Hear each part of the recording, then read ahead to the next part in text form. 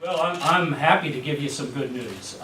First of all, it really is a new day in the Archdiocese of Louisville for families who've been thinking for a while about Catholic elementary school, but somehow were unsure about whether they could financially make it possible.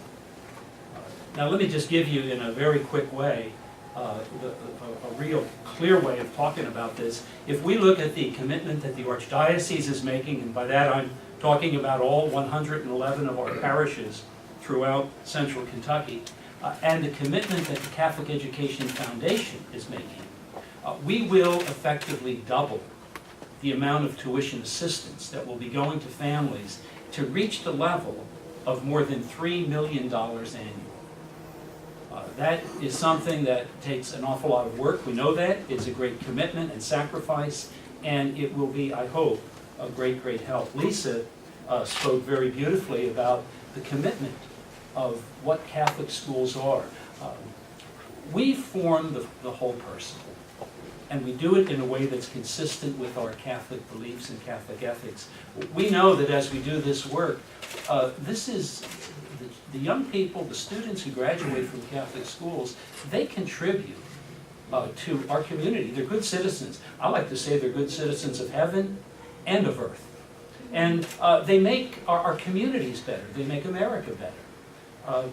Pope Francis has been in great leadership within the Catholic Church in making sure that we never lose the perspective of serving those who are most in need. And I believe this initiative really directly relates to that.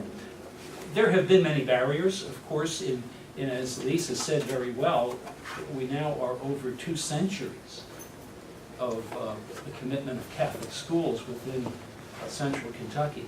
And as we do so, we know that accessibility and affordability has been, both have been great hurdles for us to overcome.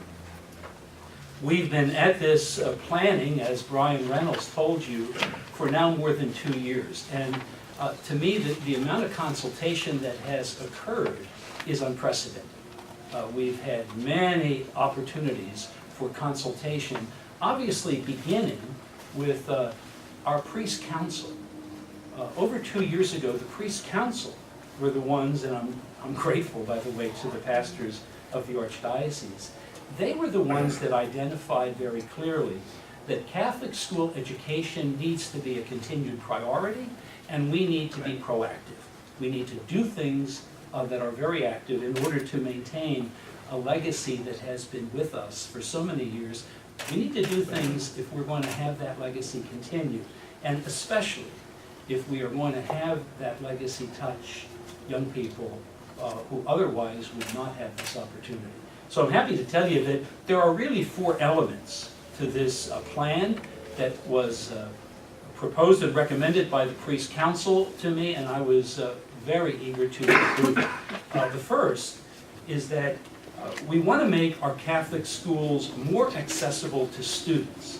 And in order to do that, we will be supporting, inviting and asking our parishes to support what I would call a new funding mechanism. This will provide, beginning in the coming year, additional support to families seeking financial assistance. In a sense, we're creating our own voucher program for Catholic parishioners. It will be providing more than $1 million in new financial assistance for those families that qualify. So that's the first initiative. The second initiative really addresses very clearly what we would call as Catholics our preferential option for the poor. We're launching a special outreach to families, Catholic and beyond, who have difficult financial challenges.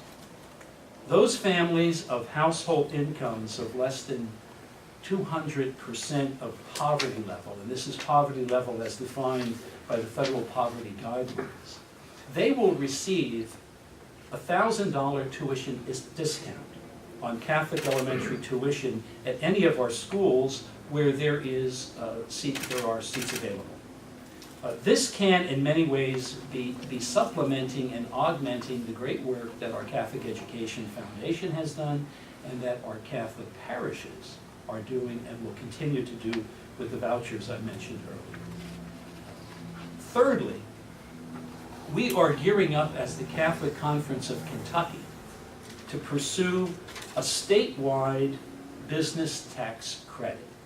There are levels of tax credit now available and approved in approximately 23 states throughout the United States of America. We would like to invite our legislators to understand the benefit that tax credit, business tax credits will have for all schools, for public schools and private schools alike.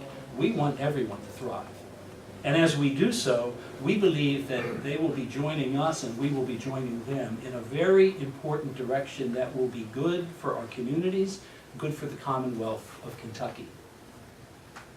Fourthly, and I think very importantly, we will, in collaboration with one or more parishes, support new initiatives in which new school models are developed that might be able to address very specific community needs, perhaps needs because of a particular language or a cultural need or an educational need that is there. And we're looking to develop grants that will assist and be catalysts for parishes to creatively look to reach out to those people who deserve to be served. Now, there are other things that we'll be doing. You'll read the document and you'll see that there's a desire to be a catalyst. If transportation is a problem, let's see if we can assist in some fashion in responding to that need. If there's a need for greater administrative efficiencies, we also want to do that.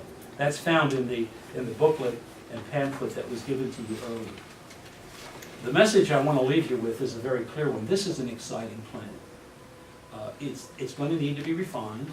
It's going to need to be enhanced as the future moves forward. But I believe this is a great milestone in the life of our archdiocese and in the life of Catholic schools within our area. I want to say in a very special way that the Catholic Education Foundation is a very key partner, and Rich Lechleiter is going to also be sharing with you some exciting news.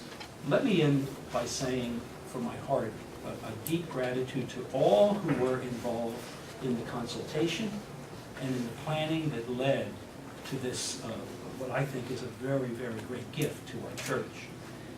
In a very special way, I want to thank our pastors. They're the ones on the scene who so often support principals, they support the schools, they work with their parishioners, and a deep sense of gratitude goes out to them for the work they do. Thank you, and thanks for reporting on this new initiative.